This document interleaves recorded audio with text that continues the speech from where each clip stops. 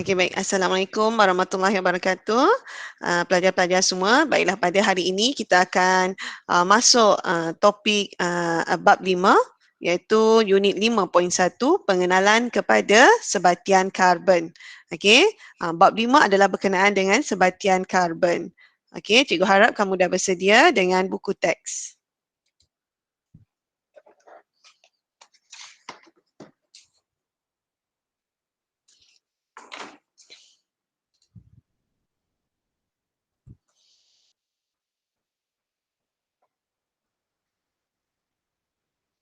Okey, objektif pembelajaran kita pada hari ini ialah kamu dapat menyatakan apa dia apa dia maksud sebatian karbon, okey, dan sebatian karbon ni terbahagi kepada berapa jenis dan apakah dia dan apakah ciri-ciri bagi kedua-dua jenis sebatian karbon. Dan juga kita akan mempelajari tentang kitar karbon. Pastikan kamu dapat mengenal pasti proses-proses yang terlibat dalam kitar karbon. Right? Okay, baik, kita pergi pada objektif yang pertama iaitu untuk mengenali apakah dia sebatian karbon. Alright? Topik ini agak mudah sedikit. So hari ini kita akan habis lebih awal kerana dia adalah topik yang kecil. Okey, tapi selepas ini kamu akan mempelajari topik yang agak sukar yang ada tambahan berbanding dengan KBSM punya. Alright, dia ada beza sikit. So kamu akan belajar yang lebih sukar lah berbanding dengan pelajar tingkatan 5 tahun lepas. Alright, so apakah dia sebatian karbon? Okay, sebatian karbon ialah sebatian yang mengandungi unsur karbon dan ianya ditulis dengan huruf C. C itu stand for carbon dalam bahasa Inggeris. Kita tak gunakan K. Right. Sebatian karbon ini terbahagi kepada dua jenis iaitu sebatian karbon organik dan sebatian karbon bukan organik. Jadi ada dua jenis, sebatian karbon organik dan sebatian karbon bukan organik. Okey, kita nak lihat apakah perbezaan antara kedua-dua jenis sebatian ini. Okey, kalau organik, okey. So remember, kalau organik dia mesti berasal daripada benda yang hidup. Dia mesti berasal daripada benda hidup. Sebab itulah dia dinamakan sebagai organik. Manakala bukan organik, dia berasal daripada benda bukan hidup. So itulah dia perbezaannya. Okey. So persamaan antara kedua-dua jenis sebatian ini perbezaan. Persamaan dia apa? Persamaan dia yang ini. Kedua-duanya mengandungi unsur karbon. Kadang-kadang soalan dia akan tanya, apakah banding dan bezakan sebatian karbon? Kalau soalan tanya banding dan bezakan, bermakna kamu kena nyatakan persamaan dan perbezaan.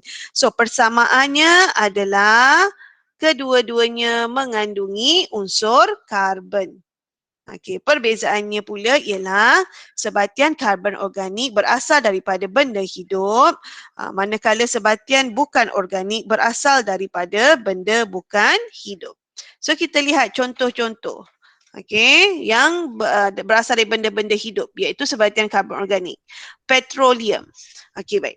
Petroleum ini terbina daripada benda hidup iaitu haiwan dan tumbuh-tumbuhan yang telah mati berjuta-juta tahun dahulu di dasar lautan. Itulah dia pembentukan petroleum. Disebabkan dia berasal daripada benda yang hidup, maka dia adalah sebatian karbon organik. Dengan syarat dia ada unsur karbon. Petroleum dia ada unsur karbon. Okey, kemudian sutera. Okey, sutera. Sutera ni diperbuat daripada ulat sutera. Daripada benda yang hidup. Okey, arang kayu. Okey, arang kayu. Kayu tu daripada tumbuh-tumbuhan. Maka disebabkan dia berasal daripada benda hidup, maka dia adalah sebatian karbon organik. Okey, sebatian karbon bukan organik seperti batu. Batu bukan benda yang hidup. Dan dia pun tak ada unsur C, karbon. Dan juga gas karbon dioksida. Gas merupakan benda bukan hidup walaupun dia ada karbon dekat sini tapi dia bukan berasal daripada benda yang hidup. Okey, batu batu kapur ni ataupun kita kenali dia ada juga dikenali sebagai marmar. Batu kapur lain, marmar lain. Okey. Itulah dia.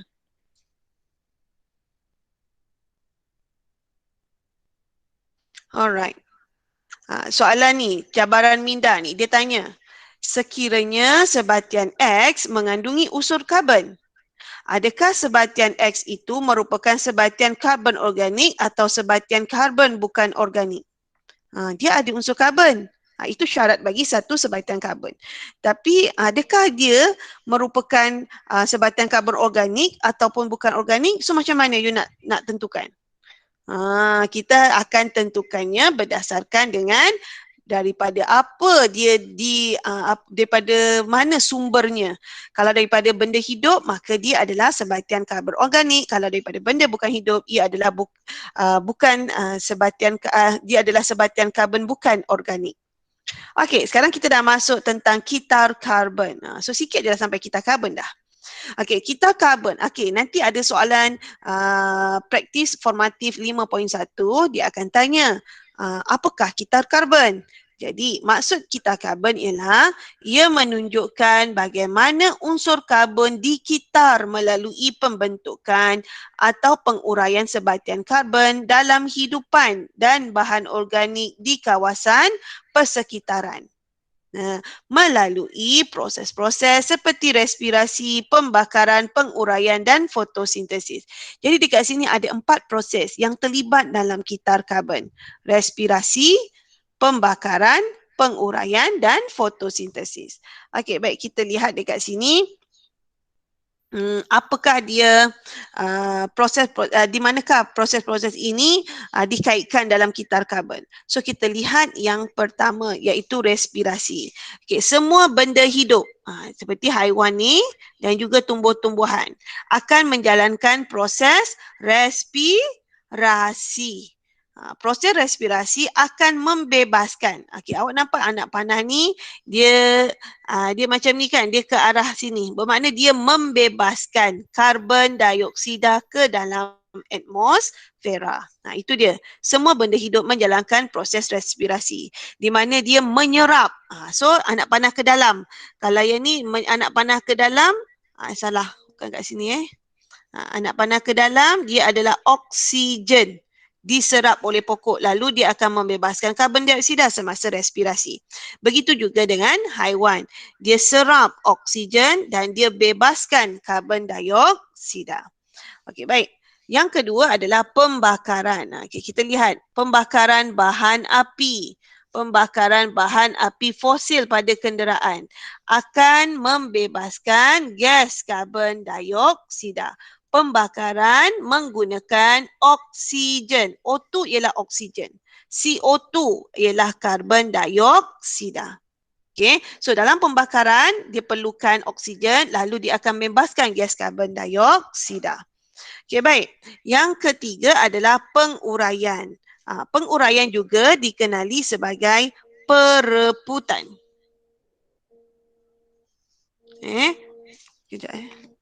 Pereputan. Penguraian ataupun dikenali sebagai proses pereputan. Yang ini. Okey, iaitu bila benda-benda hidup iaitu organisma ini mati, dia akan mereput. Pereputan ini dilakukan oleh bakteria dan juga kulat pengurai. Ini ialah organisma yang menguraikan. Benda-benda organisma yang telah mati. Lalu dia akan membebaskan gas karbon dioksida. Okey.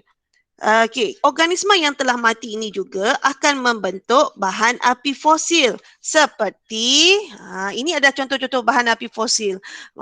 Dalam buku SPS pada bab 4 tak silap saya ada soalan tanya nyatakan tiga contoh bahan api fosil. So inilah dia, petroleum, gas asli dan arang batu. Seperti yang cikgu cakap tadi, petroleum ini terbentuk daripada haiwan dan juga tumbuh-tumbuhan yang telah mati. Mati berjuta-juta tahun dahulu di dasar lautan. Okey, itu petroleum. Manakala arang batu pula terbentuk daripada tumbuh-tumbuhan sahaja yang mati berjuta-juta tahun dahulu di kawasan daratan yang berpaya. Berair lah, dekat situ wujudnya arang batu. Bagaimana kedua-dua bahan ini terbentuk? Dia terbentuk akibat daripada tekanan dan juga suhu yang tinggi. Lalu terhasillah petroleum dan arang batu. Okey, apa pula gas asli? Okey, gas asli merupakan bahan sampingan yang terbentuk semasa pembentukan petroleum di dasar larutan dan juga pembentukan arang batu di kawasan daratan yang berpaya. Alright, so kita dah kenal pasti perbezaan antara ketiga-tiga jenis bahan api fosil ni. Okey, kita teruskan. Okey, yang ini dia. Karbon dioksida dibebaskan ke atmosfera melalui 3 proses. Okey, 3 proses utama, iaitu respirasi, cikgu dah terangkan tadi, iaitu karbon dioksida merupakan sebatan karbon yang dibebaskan. Dia sebatan karbon organik ke bukan organik? Karbon dioksida.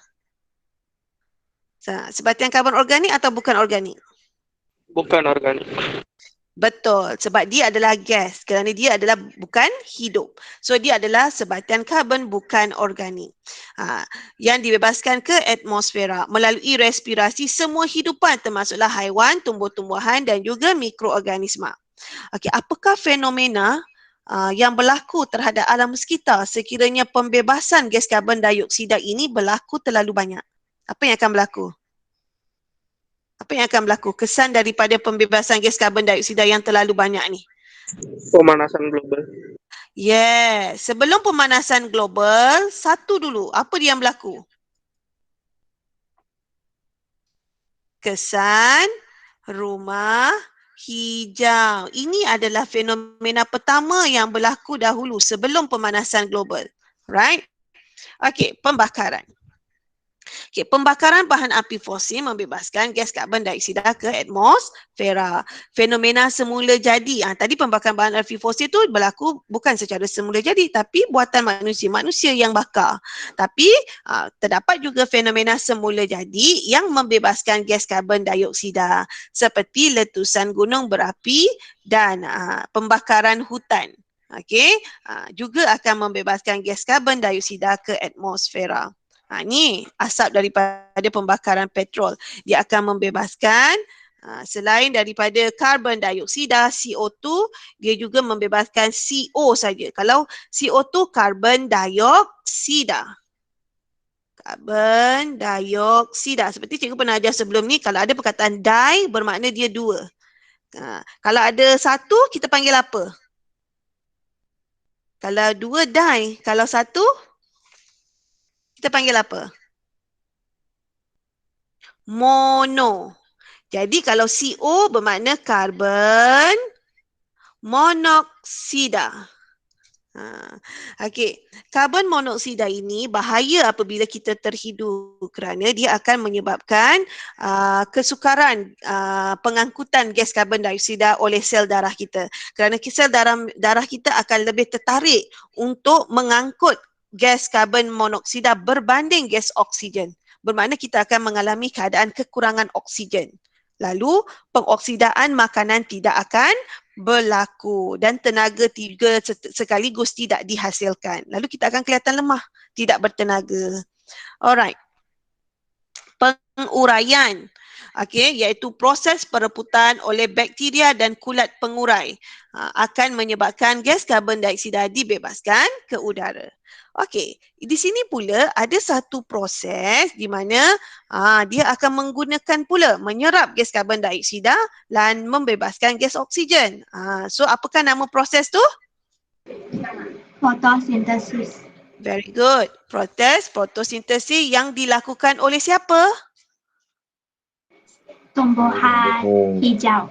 Yes, dia mesti tumbuhan hijau. Kerana tumbuhan hijau mengandungi klorofil. Ni klorofil. Tak ada klorofil, tak boleh melakukan fotosintesis. Sebab fungsi klorofil adalah untuk menyerap tenaga cahaya.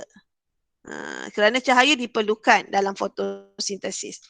Okey, so kepentingan proses fotosintesis termasuklah membolehkan tumbuhan hijau membuat makanan sendiri, membekalkan makanan kepada haiwan kerana dia merupakan pengeluar.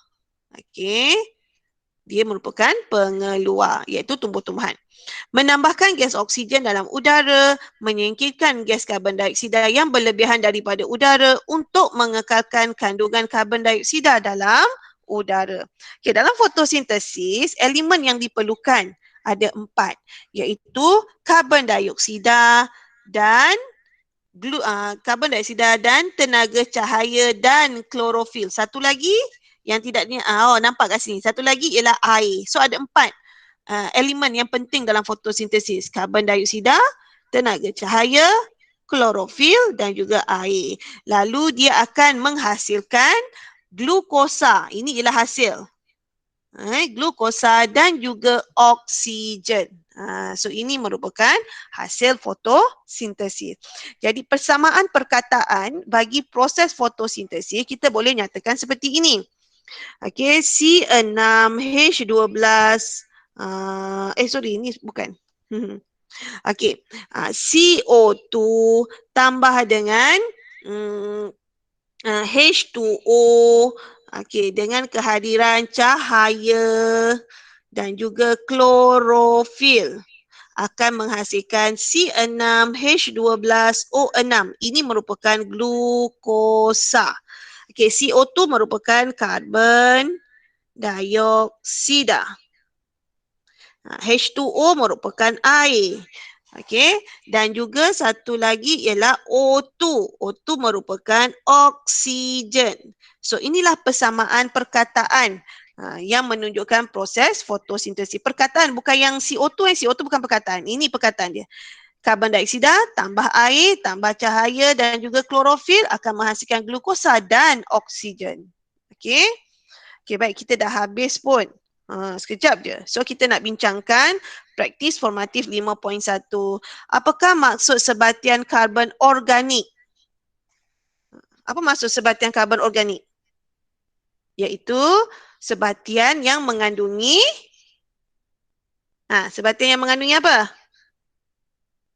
Yang mengandungi unsur karbon dan berasal daripada benda hidup. Okey, yang kedua, apakah maksud sebatian karbon bukan organik? Karbon bukan organik, apa maksud dia? Apa nak cuba jawab?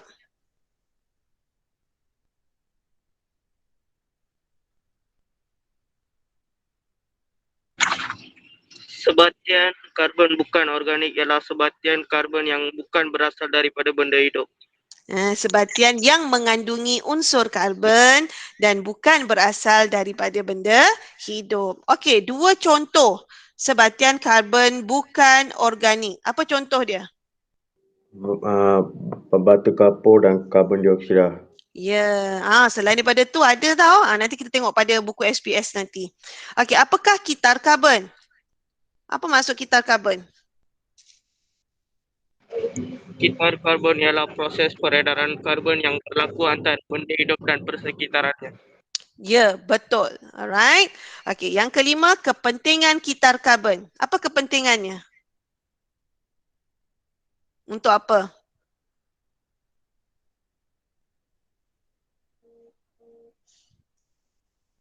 Okey, kepentingan kitar karbon adalah untuk memastikan keseimbangan kandungan gas karbon dioksida dalam atmosfera. Ataupun nak boleh tengok kat sini lah. Nanti nak tulis dalam buku tulis kan. Okey, ada 2 kat sini. Mengekalkan keseimbangan karbon semula jadi dan mengekalkan komposisi karbon dioksida di atmosfera. Buat dalam bentuk point macam ni. Okey? Okey, baik. So, kita pergi pada buku SPS. Okey, buku SPS muka surat 57. Okey. Okey, lengkapkan peta konsep yang berikut tentang pengelasan sebatian karbon. Kemudian berikan maksud sebatian karbon organik dan sebatian karbon bukan organik. Okey, kita lihat kat sini dia ada bagi banyak contoh. Okey, cikgu nak tanya, karbon dioksida. Karbon dioksida nak letak kat mana tadi? Sebatian karbon bukan organik. Bagus. Kain kapas. Kain kapas.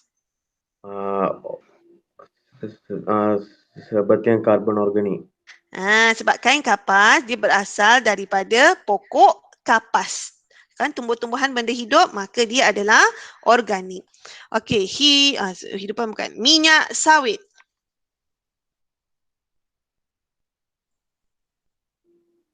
Minyak sawit. Sebatian karbon Organik. Yes, betul. Sebab dia daripada pokok kelapa sawit. Arang batu. Bukan organik. Organik. Organik ke bukan? Bukan. Organik. Organik. Tadi cikgu dah ceritakan. Sebab dia terbentuk daripada tumbuh-tumbuhan yang telah mati berjuta-juta tahun dahulu di kawasan daratan. So dia adalah organik. Okey. Gula.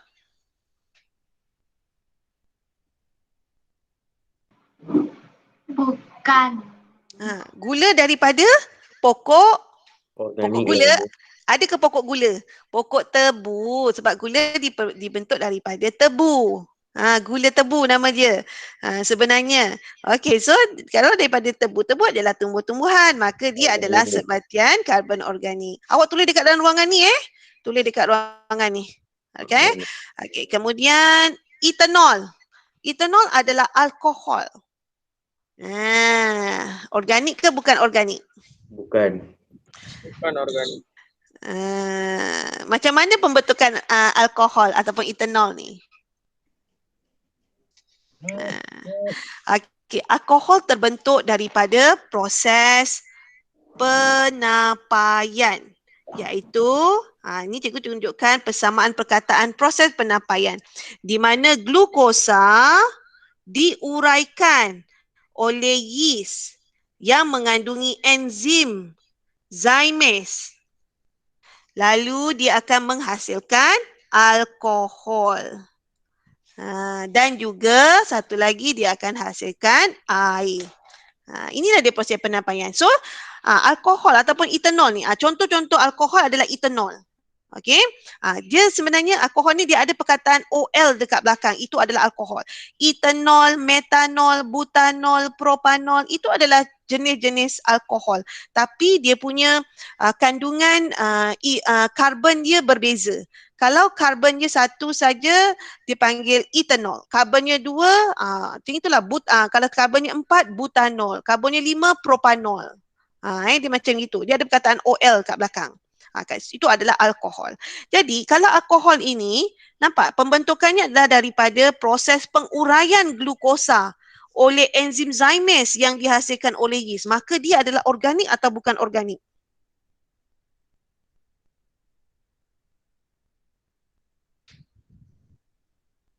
Dia organik ke bukan organik? Organik lah, glukosa itu adalah gula. Glukosa adalah molekul ringkas yang dibentuk daripada kanji. So kanji itu daripada tumbuhan.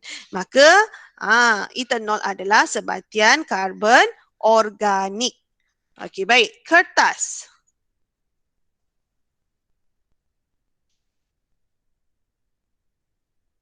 Kertas daripada pokok, betul tak?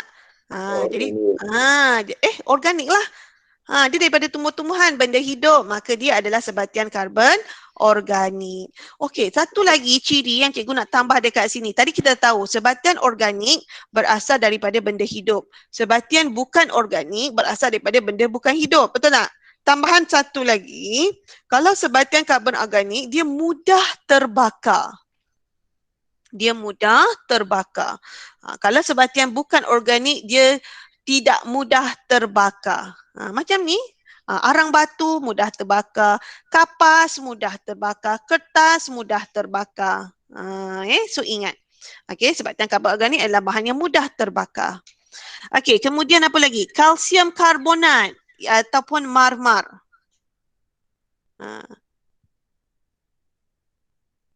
Organik ke bukan organik? Batu kan ni, batu marmar ni. So, hidup tak dia? Batu tak hidup kan? Maka dia adalah sebatian karbon bukan organik. Okey, baik. So, soalan A. Siapa nak jawab ni? Sebatian karbon ialah sebatian yang mengandungi unsur? Unsur karbon. Yes, Karbon. very good. B. Siapa nak jawab B? Kehidupan. Berasal daripada hidupan. C. Sebatian bukan organik ialah Bukan sebatian hidupan. berasal dari bukan hidupan. Okey, bagus. Okey, soalan yang kedua. Nyatakan proses-proses yang berlaku dalam kitar karbon.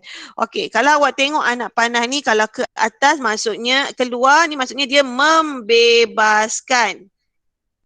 Okey, kalau anak panah dia ke dalam macam ni, dia menggunakan. Okey, okey. So kalau P, pokok menggunakan karbon dioksida. Apakah nama proses tu? Fotosintesis. Yes, betul. Proses fotosintesis. Okey, Q. Dia membebaskan. Pokok membebaskan karbon dioksida. Proses apa? Respirasi. Very good. R. Apa ni? Ni mati. Nampak tak air mati ni? Diuraikan oleh pengurai. Lalu dia membebaskan gas karbon dioksida. Proses apa? Penguraian. Penguraian. Bagus. Okey, S. Ni dimakan. Okey, rumput dimakan oleh haiwan. Kemudian haiwan melakukan proses apa? Bebaskan gas karbon dioksida. Respirasi. Respirasi juga. Okey, dan last sekali. Nampak tak terbakar ni kan? Dia membebaskan gas karbon dioksida. Proses Pembakaran. pembakaran. Jadi dah lengkaplah kita punya PDPR pada hari ini. Jadi siapkan kerja. Bagi kelas Diamond, bolehlah hantar buku pada hari Pembakaran. esok. Kalau nak hantar hari ini pun boleh. Alright? Okey. Ada apa-apa soalan? Senang je topik ni. Okey, pastikan kamu jawab soalan Google Form dengan baik sebab soalannya sangat mudah. So, good luck. Okey? Okay, terima kasih semua. Okey, terima kasih cikgu. Terima Sama. kasih cikgu. Sama. Bye-bye. Okay, bye-bye. Pasti